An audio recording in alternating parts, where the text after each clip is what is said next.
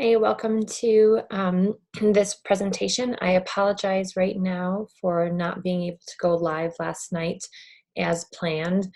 We're presenting A is for anxiety, understanding the root cause of your child's fears in school specifically. And my name is Christine Robinall, and I'm a physical therapist. And I wanted to definitely get this out to you as soon as possible. I just had a scheduling challenge last night that I thought I was going to be home in time, and I was not. So I apologize for those of you who were expecting a live webinar, but I will make it up with this recording. So happy Thanksgiving. Today is Thanksgiving, and I hope you guys all have a great time with your family, and whether you're watching it today or a different day, thank you so much for joining me. And so, yes, I wanted to talk about anxiety in students for a number of reasons. One being I was a student who had unrecognized anxiety in school and just wanted to speak to that experience. Two, I have three children of my own, and each of them do display a different degree of social anxiety or school-based anxiety based from some learning differences they have.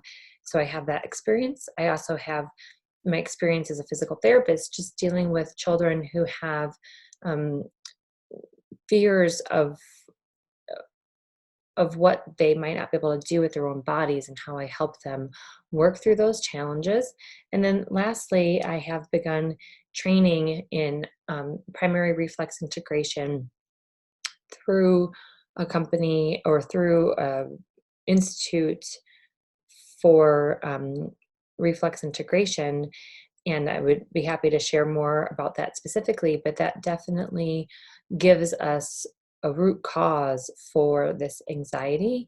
And even though we would need to help kind of the child manage these emotions, when it comes down to it, we need to get that wiring well myelinated and connected so that our children and ourselves can use our brains the way that we want to use them. So, um, so let's begin. So we'll talk a little bit. I don't really have a PowerPoint for you guys today, but we have a couple of different slides to share. So most of it will just be me talking. But what I wanted to start off with was just kind of where I was coming from as a student. So someone who really, who personally experienced anxiety throughout my school, um, through grade school and high school, definitely in college. And just because that wasn't recognized by anybody, just how difficult it was for me to just deal with that and even just recognize what was going on. So at the age of 36, I found out that I was dyslexic. And then looking back on it, it really makes sense that I had so much struggles and dealt with a lot of anxiety, as many children with dyslexia do, or even children with other learning differences, because of course the school is teaching you one way and you're a learner in a different way, and that in itself just produces a lot of anxiety, because we pick up as children very rapidly that this doesn't feel right, that this doesn't make sense. It's taking a lot of effort. It takes a lot of work. Some people get rewarded for all that effort and work, and other people are still called lazy. So, even though you as a parent may not refer to your child as lazy, perhaps you have said something to them to the effect that they're not working hard enough. And actually, I'm here to tell you that we, if you have any sort of learning challenge at all, are working doubly hard.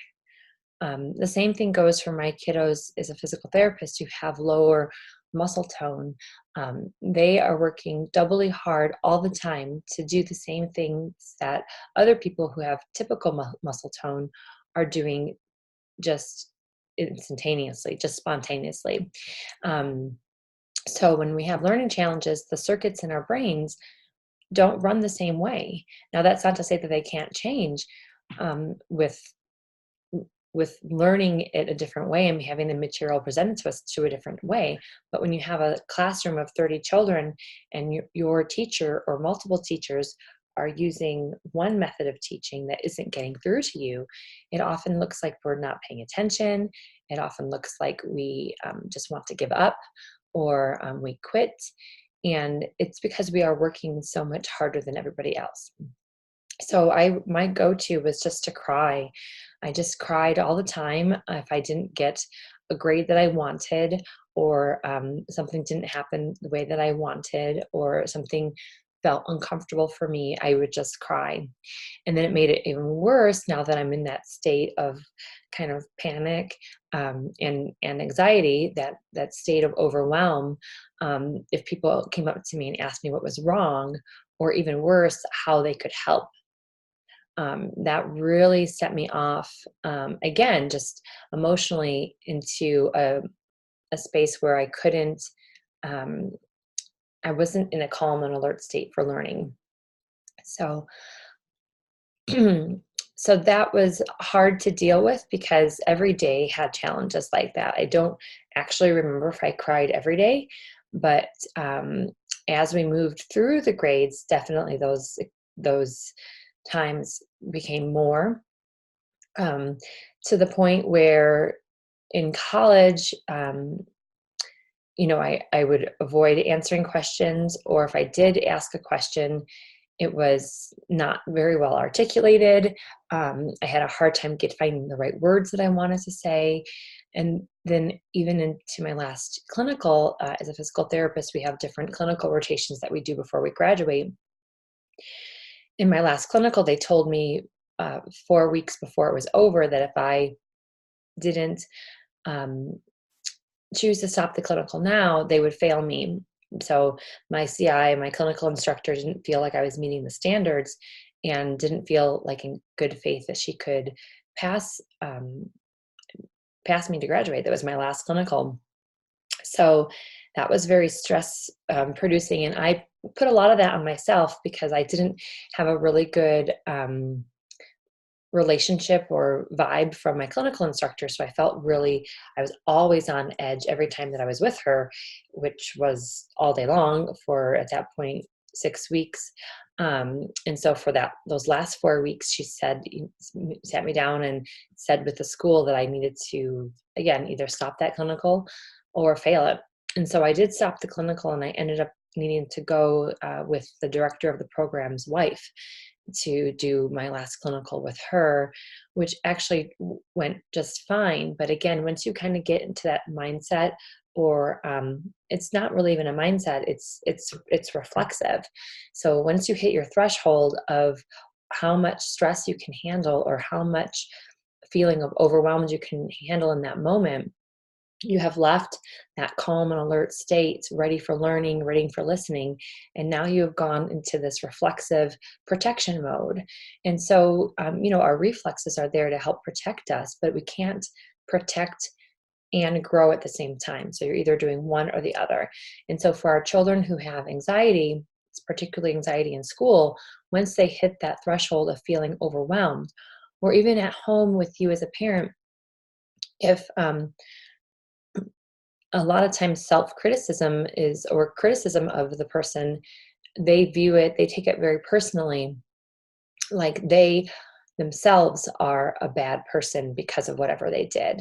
And so that inability to distinguish that this criticism of something, of an action that your parents or that your teachers or that your friends don't like, is not a reflection of you as a person. So that was it took me a very long time to understand that difference. And I don't know if it's necessarily the dyslexia, or if that is just at its core some underlying reflexes that are not well integrated into my motor plan, into my emotional plan for my brain. And so again, that's something that we can kind of talk to here in a little bit. But knowing where your child's at and kind of identifying their triggers, and just even recognizing or helping them give some names to emotions, can be a big help. I had a really hard time naming emotions and even just saying how I felt. And if that's your child as well, I would recommend looking up an emotion wheel. There's many out there, and there's um, a diagram that I use when I'm teaching to help better um, tell kids about their emotions. So this here is my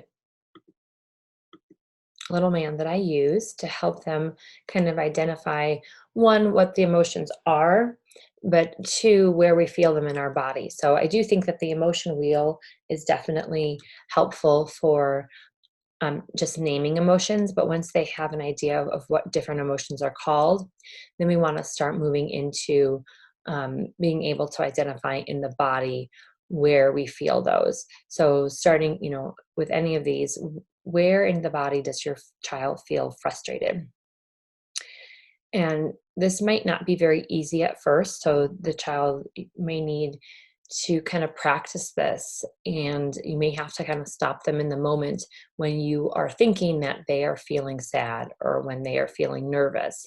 You may have to stop them in the moment and ask them, where in your body do you feel that? Because if they don't have an awareness of what's going on, um, it's really hard to make that connection, even though it's happening all of the time. Their bodies are like just overflowing with emotion that, one, they may have difficulties identifying just even the words, and two, not necessarily making that connection of, oh, every time I feel scared, I have this sensation in my body that I can't breathe, or when I'm feeling sad, I get this tightness in my throat, um, or I feel, the tears well up in my eyes.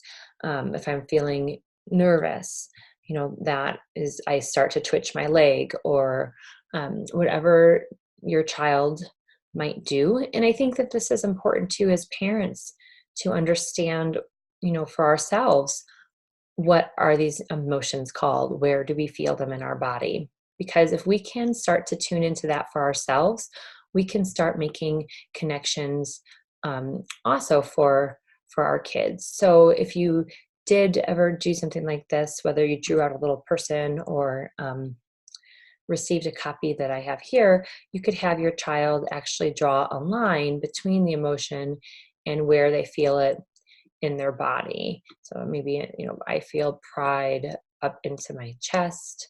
I feel sadness, in my throat. I feel frustrated. My arms get tight, whatever it might be. Maybe when I feel excited, I feel that my hands start moving quickly. I start using my hands a lot when I'm talking. Um, so maybe I draw that up here too by my mouth. I start talking really fast and really loud. And so just trying to help your child understand, again, what the emotions are called and where they feel them in their bodies. So, as a child, this wasn't really done for me. And I think it was actually mislabeled. I was labeled as a perfectionist.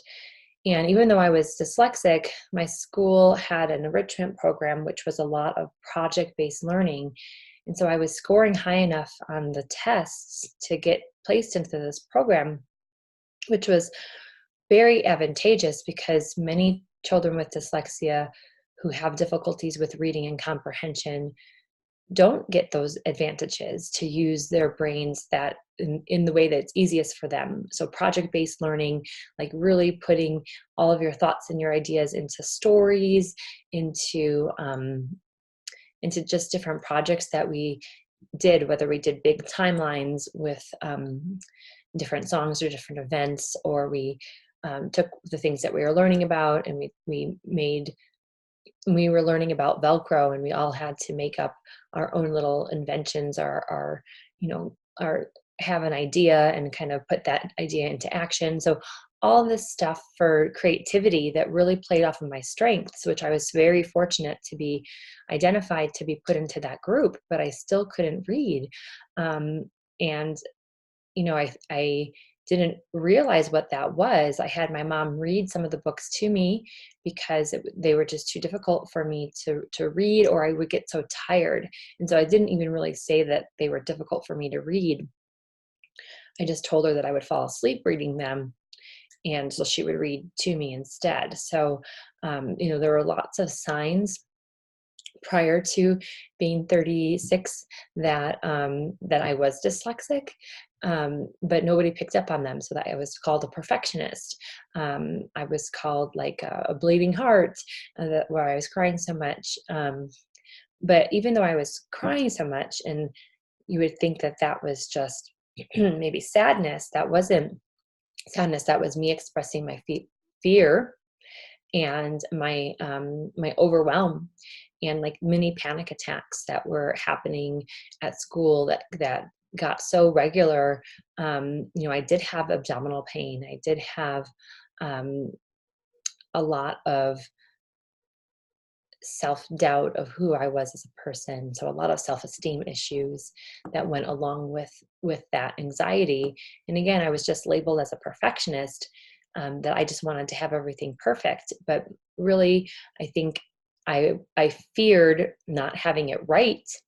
And I feared not pleasing my teachers or not pleasing my parents, but I didn't have the tools to deal with that stress. And so one tool to deal with the stress is to help your child understand that they are safe. So it's not necessarily that something is in the moment unsafe or fearful, but it's your perception of that. And your perception is your reality, even though it may not actually be true. Especially as a child, when you don't have a lot of experiences to draw from, or the experiences that you do have been negative or difficult, you only have that to draw from. And then you have these feelings of insecurity, this feeling of I am in danger, and you go right into that reflexive mode. And again, we can't be protecting ourselves at the same time as we're learning. So we need, and I'll say this again and over again, we need to be in a calm and alert state for learning. So I feel right now, I'm actually feeling a little bit nervous right now. And so me talking to myself is not a problem. But if I had other people on this webinar right now, that may be a problem for me to talk about some of these difficult emotions at the same time that I need to work my computer screen and make sure that I'm sharing the right information, and making sure that my dogs and my kids don't come in. My dog is here. So as the demands go higher, if I'm already starting at a feeling of this overwhelm, I'm going to hit that threshold a whole lot faster. And just understanding that at that moment, then I am not listening. I am not attending as well as I could be to my environment, and I'm not able to really use my thinking brain to the best of my ability because I'm stuck in this reflexive protection mode. So, how do we get our kids out of this reflexive protection mode? It definitely needs to be practiced, these tools to help your child recognize their emotions, recognize the sensation in their bodies of where these feelings are being manifested, and then teach them some tools to help them in the moment. So none of these things are going to be able to be taught in the moment to them. They're going to have practiced this beforehand so that they can have this as a tool in their toolbox. So one of my favorite ones to teach is the hand tracing breath. And I can give you the link to this video if you don't have it already. There's two ways to do it. If your child is a little bit younger, I do recommend them placing their hand open on the table. But for demonstration's sake, I'm going to go ahead and hold my hand up here so that you can see. So we're just going to breathe in and out, and in and out. Following that finger on the inhale and pausing at the top if you can, and then exhaling down. If they're going fast, you can kind of do this for them and show them the pace of your breath. We do want it nice and slow. Okay, so, and if they need to, they can do both hands. So what's going on here with this breath? Well, all breath work, and there's so many different breathing techniques. If we're doing it in a slow way, we're accessing our parasympathetic nervous system. So we have two nervous systems in our body. One revs us up and gets us ready to react to a situation, to that fear, the fear response. So flight, fight, or freeze. So those three main fear responses. There's also a faint as well. So that's great if we're actually faced with a real threat, or we actually need to get ourselves out of a situation, or we can think quickly in a situation that is of immediate threat. Our bodies have this protective mechanism, and we want that to happen. But what we don't want is, we don't want to be living up here in this sympathetic nervous system all the time. If we're always living up here, then we're always producing these stress hormones. We're not coming down off of that cycle. And that's where the problem lies. That's where we're going to end up getting actually inflammation in our body from having this stress overload. And again, so stress is good. We need to be able to react appropriately to that stress. It's appropriate to fight, to flee, or to freeze when we're actually faced with danger. And that's a protection mechanism. But when we're living up here all the time, and when we are perceiving threats that really aren't threats, when we're perceiving things to be dangerous for us, that actually are opportunities for us to learn and grow, we need to help our child move through that. I want to caution us against getting our child, or getting ourselves, to skip over the emotion. So that's not what I'm talking about. And so Joan Rosenberg, she is a psychologist and an author who wrote a book, 90 Seconds to a Life You Love. So you don't need to read the entire book, but understand that in that book, she is talking about these neurotransmitters in our body that spike as we feel different uncomfortable emotions, or even overwhelming or really big emotions. Like feeling excited can still jump up our neurotransmitters, and that experience chemically in our body lasts about 90 seconds. So the idea would be that you want your child to move through that emotion, experience that emotion. Like, I realize that you are feeling very overwhelmed right now, or it seems to me like you're feeling frustrated. And again, this is kind of where it comes into mind, talking about our little man here and these feelings, because this is just getting our kids and ourselves to slow down enough to identify these emotions and take that time, that 90 seconds, to really feel what these emotions are and where do we feel it. Let that experience happen. Really important to feel anger. There's nothing wrong with the feeling of anger. There's nothing wrong with a feeling of embarrassment, or being unsure, or feeling nervous. Nothing is wrong with those emotions. Now, our actions are another thing. So when our child throws something out of anger, or hits out of anger, or bites out of anger, or chooses not to do their homework out of frustration, those actions aren't okay. But it's incredibly important for them to actually feel that emotion. So And again, that's where that activity of naming and identifying the sense in your body is so important to help our kids make that connection between what's happening right now chemically, biologically, that release of endorphins, a release of dopamine, of epinephrine. All those chemicals are being released at different times in our body based off of the emotion that we're having. But we don't want to suppress that. We don't want to ignore that. We want to really actually draw more attention to it and then be able to move through that. Okay, so you've had that feeling of sadness. Now, what are we going to do? How are we going to help you get your needs met now? And if they're still not quite in that calm and alert state, then that's when using that one of the breathing techniques can really help. But we've got to practice those breathing techniques when we're calm so that we can learn them and that we can actually access that when we're having the sense of overwhelm and unease. So it works off of taking us out of that sympathetic fight or flight response and brings us down into the parasympathetic nervous system.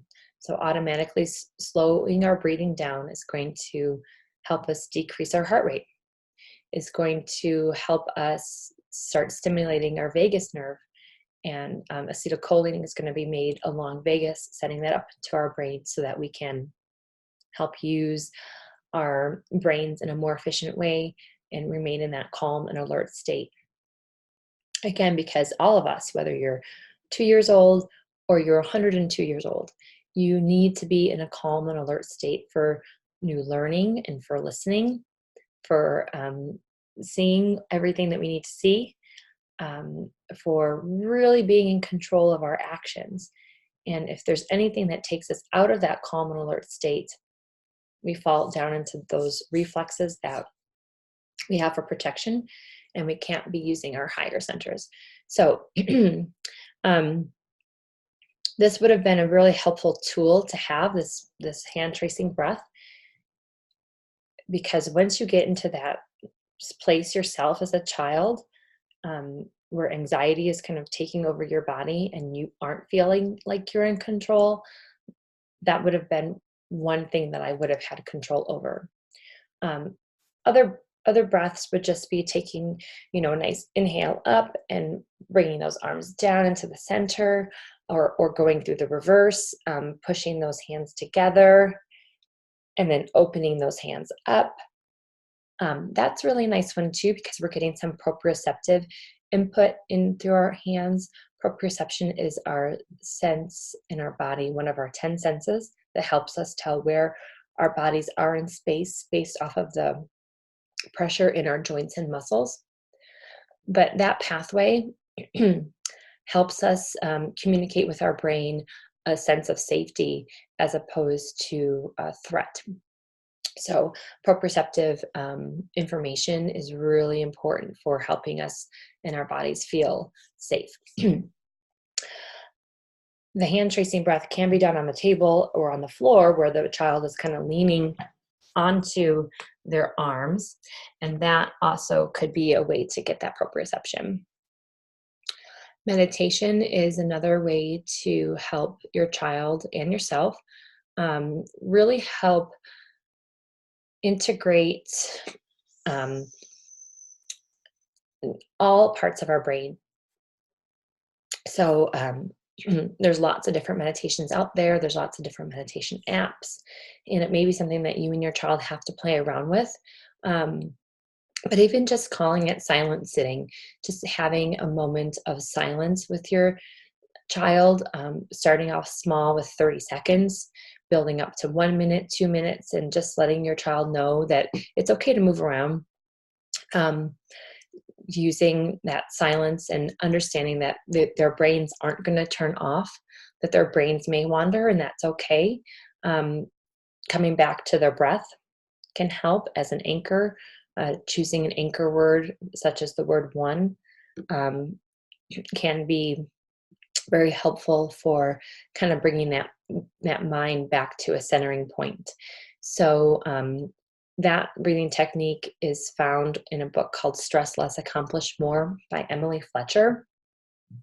The book itself is definitely not child friendly.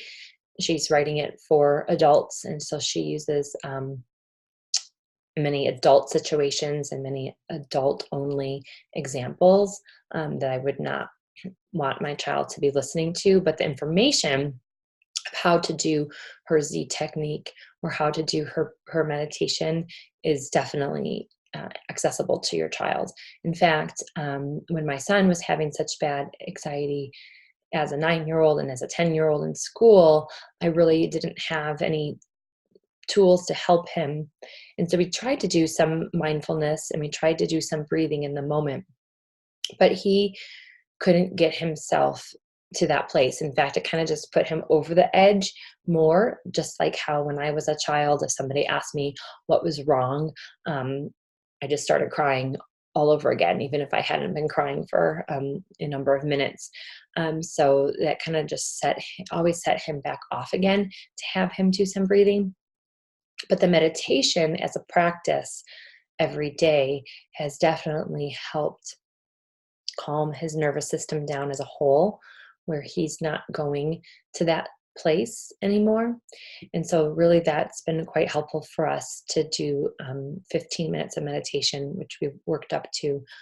We do it once a day, but ideally, we would do it twice a day to help, again, integrate, bring those his brain centers into a calmer state. And there is definitely a lot of research about mindfulness and meditation, silence, of turning off all the devices and turning off all the sound and just being able to sit in silence. The research is showing that it actually helps shrink our amygdalas. So our amygdalas are the center in our brain that senses that fear response, and then helps increase the size of our hippocampus. And so our hippocampus is what's going to help us be able to gather and collect a lot of these sensory experiences, and kind of hold on to them and keep them organized. And so if we can have our hippocampus be bigger, more robust, and shrink that amygdala, we're not going to be going to that fear response as quickly. So that's one way to look at it. So as I, moved through school and continued to struggle, that anxiety continued to manifest itself, like I said, into stomach aches, into some eating disorders, into some cutting disorders, because I did not have a chance to identify that. I did not have a chance to name my emotions and identify what was going on. I couldn't do that by myself, and I didn't have anybody helping me with that. So what they'll say, people like Joan Rosenberg or Susan David, who wrote a really good book called Emotional Agility, Angela Duckworth, who did a lot of research in the area of grit and perseverance, will all say that as we start suppressing emotions, not only are we unable to identify those uncomfortable emotions, but all emotions are going to be difficult to deal with, or we're going to need such a greater amount of emotion to really feel that. And I can absolutely attest to how that happens, that once you start like kind of ignoring or not paying attention to those difficult emotions, then you can't find words to identify any of your emotions. And then even though you're feeling them all the time. You don't know what to do with them, and all of these set you off over the edge. So that's a very scary place too, because like there's just so much that your body is feeling, but as a child, you don't know what else. You don't know what these are, and it's really hard to kind of move through this process on your own. So as a parent, we have a great opportunity to start giving our children these tools and start talking about emotions at their level. I mean, not everybody is ready to talk about their emotions right now. It still might be super uncomfortable to do that. So even just having them look at the emotion wheel, or I don't know if I can find an emotion wheel here quickly. I didn't pull that one up. Let me see. Um,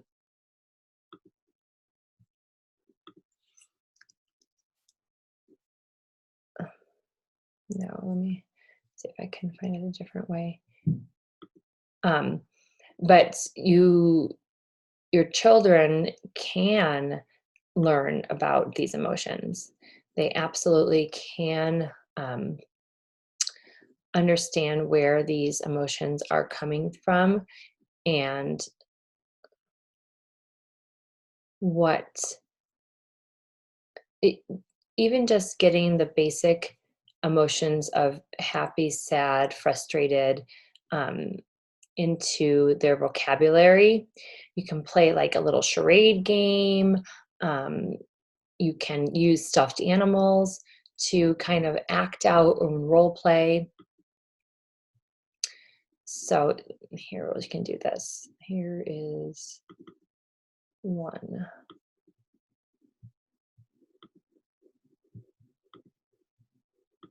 So here is one feelings wheel. This one doesn't have any um, little icons on it, but there's others out there. If you look on the internet for feelings wheel, um, that has like little facial icons of how the person is feeling. So you can just, take a screenshot and pull this up on your phone. Each of my kids have one in their rooms. We have one sitting in our pantry that's easily accessible, so that even my 5-year-old will go over and point to the picture of how she's feeling. And then we can talk about, some of the branches out from there. Because if we can start getting our children, well, one, naming these emotions, but then two, starting to get out to these more graded emotions, we can really know how to help them. Because if you're over here and you're feeling distracted, that's not the same as feeling overwhelmed. So, or even here, if your child tells you that they're afraid, what does that mean? Are you really scared, or, or vulnerable, or hear that anxious feeling? So what specifically are you feeling? And even myself now, as I'm looking at these, I couldn't come up with some of these words until I kind of come out here and look at these finer components. I've even seen feelings wheels that have one more refined layer, so you can look for that as well. um so the other one I was going to show you, oops, it's not right.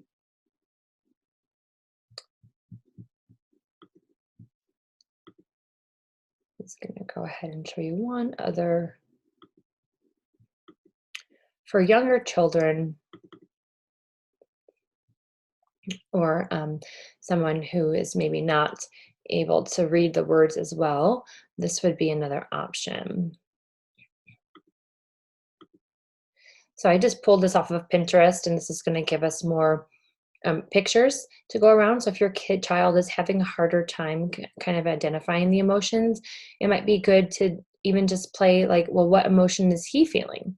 Or if your child is somebody who is really resistant to naming their own emotions, when you're watching a movie or watching a TV show, or even when you're out in public, appropriately kind of like pointing out to how somebody else might be feeling, or asking your child based off of their body language, the other child or other person's facial expressions, how they might be feeling.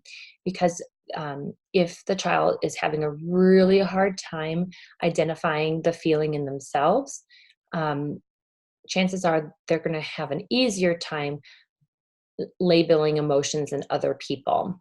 So that's one technique to get a child who is very resistant to naming their own emotion, or even looking at some of this, and just start to introduce how other people are feeling, or looking through photo albums and just looking at facial expressions, and asking your child how a family member, or maybe your child yourself, might have been feeling in during those times. So Okay. Um, so definitely, I don't want to scare you with my stories of eating disorders or whatever, but I think that if that is kind of the natural progression, if one isn't able to deal with that anxiety, it starts overflowing into other aspects of the child's life. And again, with stomach aches, trying to avoid certain things. Um, and so they're hitting that threshold of something that is too challenging for them to handle, and they're going into that fear response. So the best thing that I can say is to bring down is to either a help them change their perception of what's going on, or two, decrease the demands so that they can start to feel some success. So if we can start to be internally motivated to do something, um, some of these challenges that we have can go by the wayside, because when we have an internal motivation, an internal intrinsic drive, that is going to override these challenges.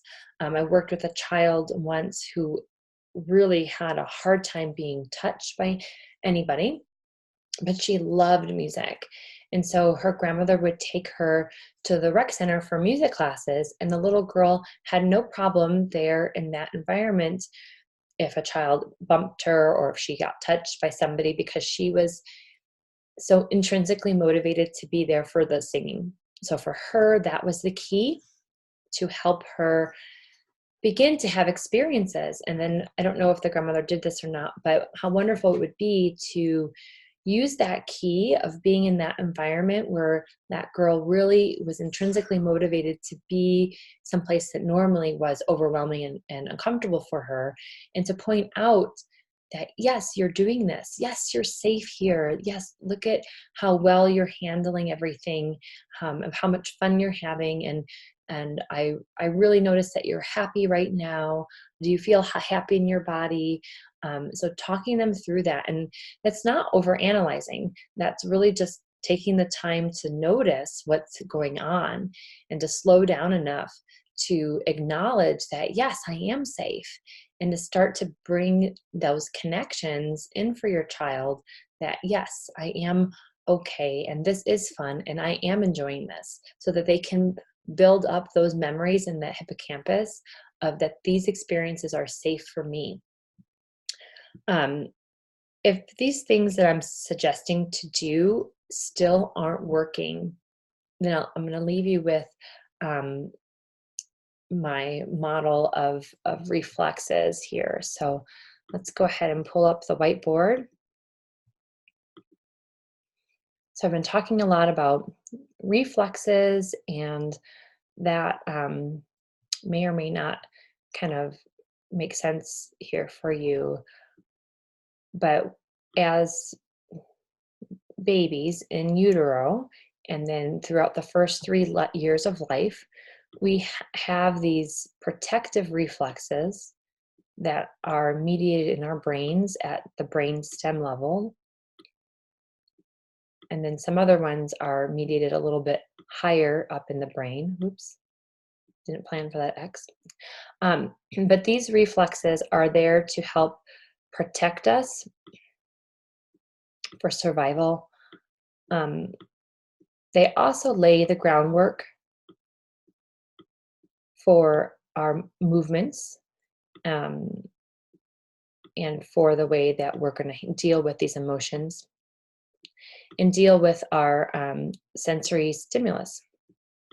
So I won't go into great detail of all of our senses, but we do have 10 senses of how we gain sensory experiences. So we gain them through our sight, hearing, touch, taste, smell, our 5 basic senses, but then we gain them through our vestibular movements, where we are in space based off of the position of our head. We gain them off of our proprioceptive input, where we are in space based off of the pressure in our joints. We gain it through an interoceptive sense. And that is a sense of, that I'm hungry or that I need to use the bathroom. But even greater than that, um, how hormones affect us, and how, from an interoceptive sense, how those chemical changes in our body um, affect us. Also, we have an interpersonal sense, that sense of the connection I have with you as a person. And then we have an intuitive sense of that we know in a certain situation uh, what we want to do, or what we are feeling we should do right now, just based off of this general sense of safety or danger in a particular environment. So those are all of our senses that we have to gain information from our external environment as well as our internal environment. And those then are going to help us with feelings and emotions. So that's our next level here, is emotions. Oops. And this is what we talked about with our emotion wheel, and being able to name those emotions and just identify what these emotions are called. And all emotions, whether they are positive emotions or easy to handle, or more difficult emotions.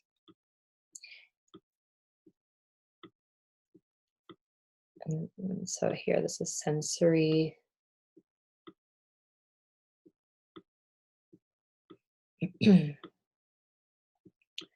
Sensory stimulus. So that's the bridge that's going to take us from these reflexes. And if we are able to work through sensory stimulus, okay, we're going to be able to move forward and be able to identify these emotions and get out of just this reflexive pattern, but really be able to start using emotions.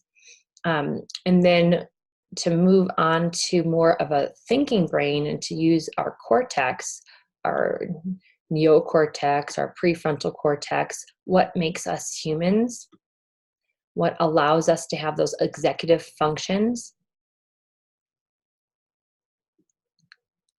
We need to have awareness. So this little ladder here will help us come out of this emotional limbic brain and be able to move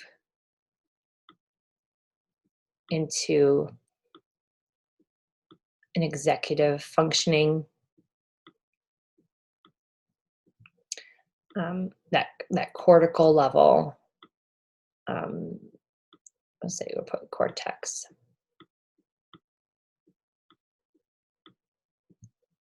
Thinking.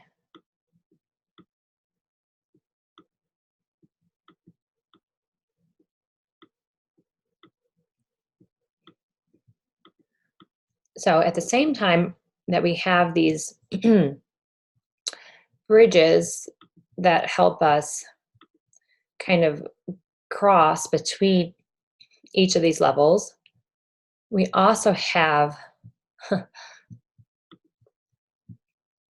these slides that can take us down, back to any of these lower or less sophisticated brain levels. And it doesn't take much. It doesn't take much to get us to slide back down, particularly if our reflexes, these early reflexes that are meant to integrate for protection and laying the groundwork, aren't fully developed. And when I say that, that means that in our brains, the pathways aren't fully myelinated, or aren't well myelinated, or a completely different track is myelinated. And that we see that with dyslexic learners, that they have studies showing that the circuits in the brain aren't going where they should be going to help a child learn to read. A different pathway was myelinated because there are certain reflexes that did not get integrated. And most likely because a sensory stimulus that was presented to that child, that was presented to myself, was not well accepted. It went over the threshold. It put me into these reflexive patterns, and I wasn't able to integrate them. So I wasn't able to move up that ladder and really deal with these emotions.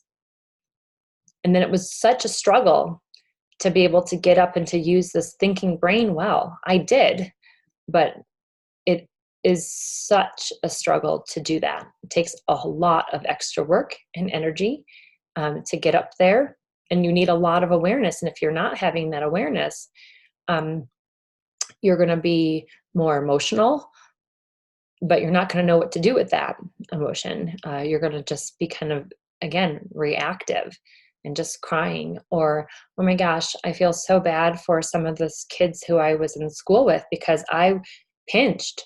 If I felt unsafe or felt nervous, I pinched other kids and scratched other kids. I'm completely embarrassed to say that. Um, and if you're somebody that I ever did that to, I apologize. I was stuck in this reflexive protection mode.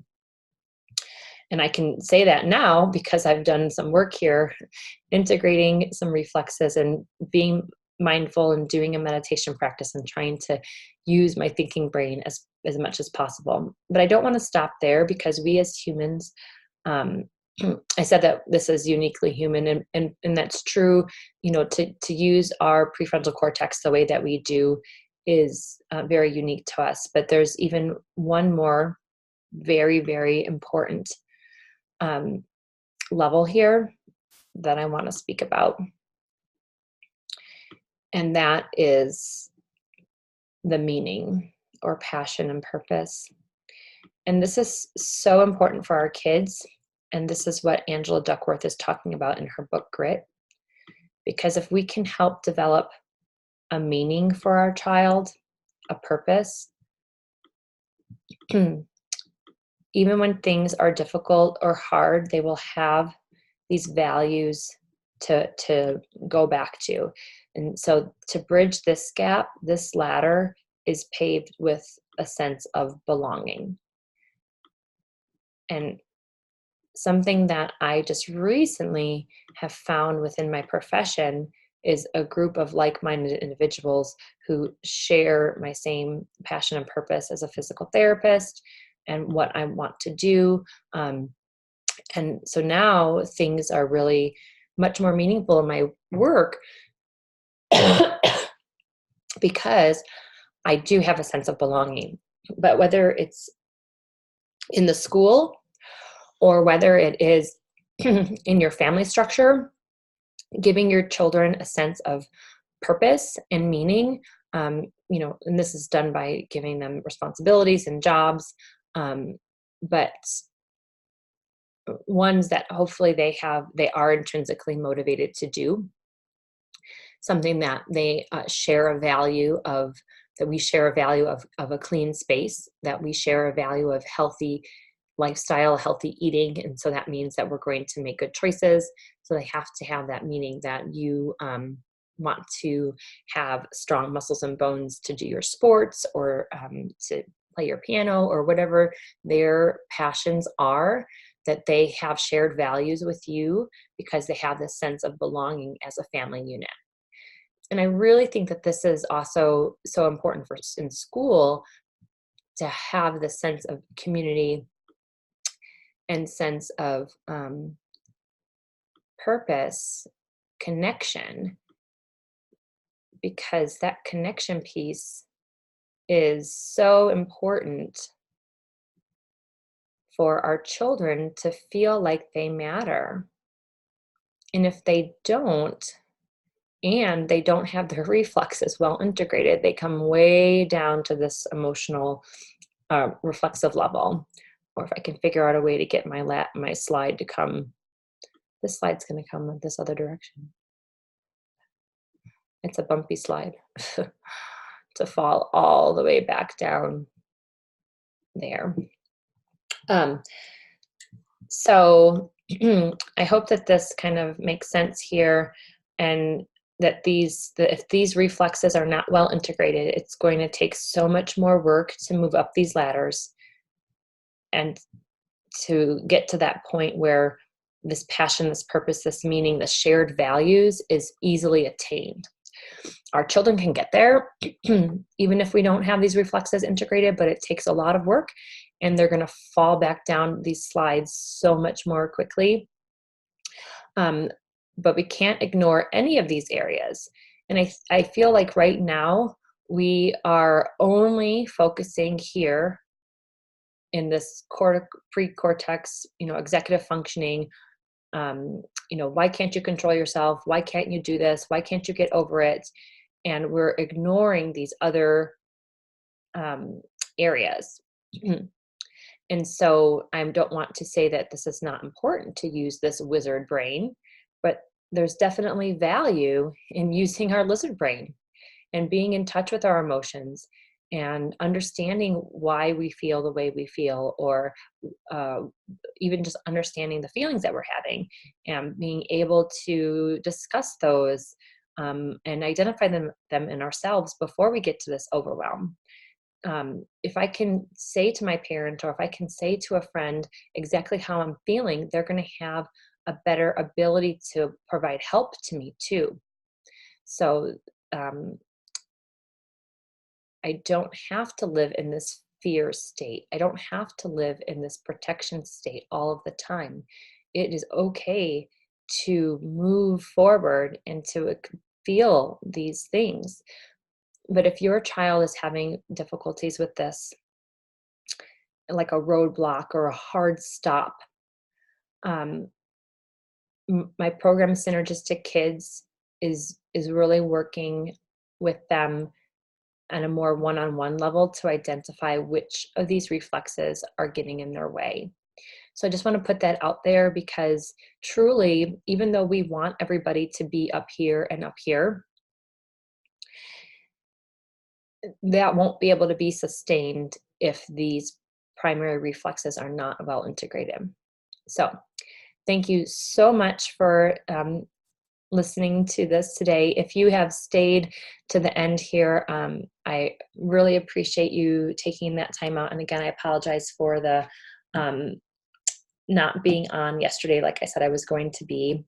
But I hope that this gave a really good overview of how we feel this sense of overwhelm and anxiety, and how we can start to help our children identify emotions and move through that process so that they aren't hitting that threshold so much. So this is not an easy fix. It's not like a magic pill or button.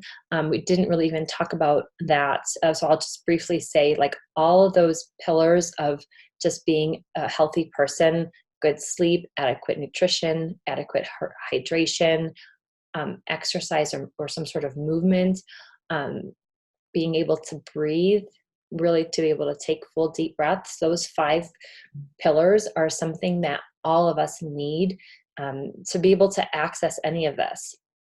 So if we're not doing those main 5 things, sleeping, eating well, getting some movement and exercise, taking breaths, really using our breath, and hydration, those are be the place to start, supported with this ability to start naming our emotions and start identifying. And if all of that is still meeting with roadblocks and not being able to move forward in certain environments, or having panic attacks, then absolutely your child or yourself is stuck in a reflex that is not well integrated, and that is going to continue to be a stumbling block until we can help